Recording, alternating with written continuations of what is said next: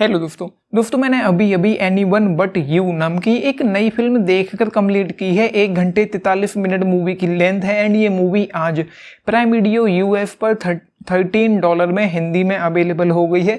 कुछ 4-6 दिन पहले ये मूवी VOD पर रिलीज हुई थी, उस वक्त मैंने इसको नहीं देखा था। अब चूंकि आज ये हिंदी में आ गई है तो मैंने इसको देखकर कंप्लीट की है। And let me tell you दोस्तों, भाई यहाँ पर कैरेक्टर्स जो हैं वो मुझे अच्छी लगी। जो हल्की फुल्की कॉमेडी है मूवी में वो मुझे अच्छी लगी, लेकिन उसके अलावा परफॉर्मेंसेस भी अच्छी है कहीं ना कहीं। लेकिन उसके अलावा इस फिल्म में ना तो कहानी अच्छी है, ना राइटिंग अच्छी है, ना डायरेक्शन अच्छा है, ना कुछ भी खास यहाँ पर इस मूवी में है। कुछ भी एंगेजिंग नहीं है, कुछ भी इंटरेस्टिंग नहीं है, किसी भी चीज़ में कोई एक्साइटमेंट नहीं है, कुछ भी बहुत नया नहीं है, कुछ भी ऐसा नहीं है जिसको देखने में मन करे। 100 मिनट की ये फिल्म को देखने में मैंने करीब 4 घंटे वेस्ट करे हैं, तब जाके ये मूवी खत्म हो पाई। क्योंकि मैंने बीच बीच में तमाम सारे ब्रेक ले डाले इस मूवी को देखते हुए, क्योंकि कुछ भी ऐसा नहीं जो आपको एंगेज करके रख पाए, जो आपको बांध कर रख पाए, जो आपको आगे देखने का मन करे, या जो आपको कुछ किसी भी लिहाज से कुछ एक्साइटिंग हो, या रोमांस हो, या राइटिंग अच्छी हो, या ड्रामा अच्छा हो, या मसाला हो, या ट्रीटमेंट हो, या कुछ भी हो, या पोटेंशियल हो, कुछ भी हो, कुछ भी नहीं है। कहानी बिल्कुल सिंपल है एंड वो पहले ही समझ में आ भी जाती है कि ये इस मूवी में क्या होने वाला है, क्योंकि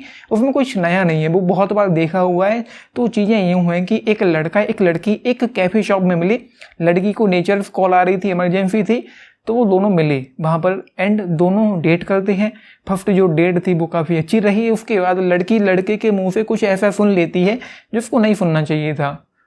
दोनों के बीच में चीज़ें खराब हुई एंड उसके बाद दोनों फिर से मिले एंड एक डेस्टिनेशन वेडिंग थी दोनों के ही रिलेटिव्स की।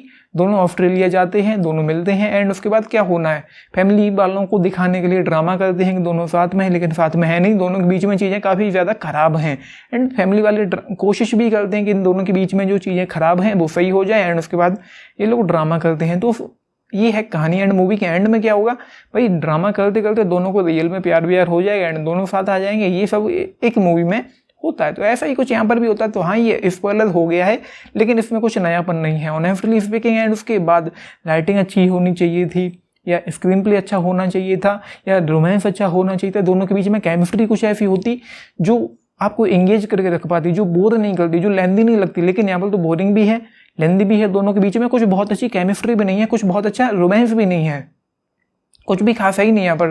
तो इस तरीके से मूवी खत्म हो जाती। लेकिन हाँ, उस दौरान जो कॉमेडी थी वो मुझे थोड़ी अच्छी लगी एंड जो सबसे अच्छा जो शॉट मुझे लगा, जो सबसे अच्छा फील मुझे लगा कॉमेडी के नाम पर, वैसे तो कुछ अच्छे हैं, लेकिन एक के बारे में मैं कहना चाहूँगा, बाकी आप खुद ही देख लेना।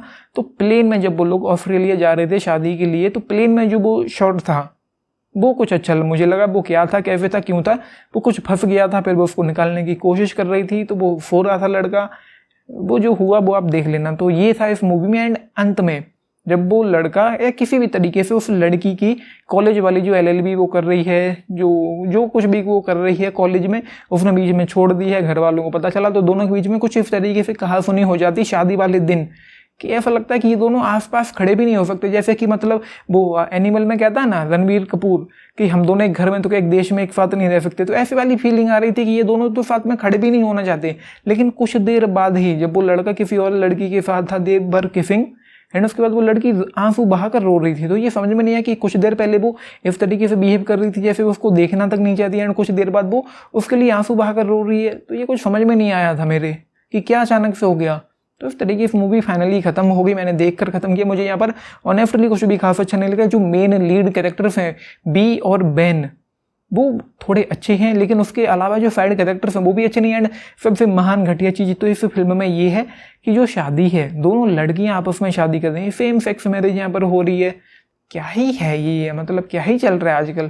तो ये सब चीज़ें इस फिल्म में हैं, कुछ भी खास नहीं। कुछ भी राइटिंग के नाम पर, डायरेक्शन के नाम पर, ट्रीटमेंट के नाम पर, पोटेंशियल के नाम पर, ड्रामे के नाम पर कुछ भी खास नहीं है। परफॉर्मेंसेस थोड़ी ठीक है, कैरेक्टर्स जो लीड हैं वो थोड़ी इंटरेस्टिंग है एंड कॉमेडी थोड़ी अच्छी है।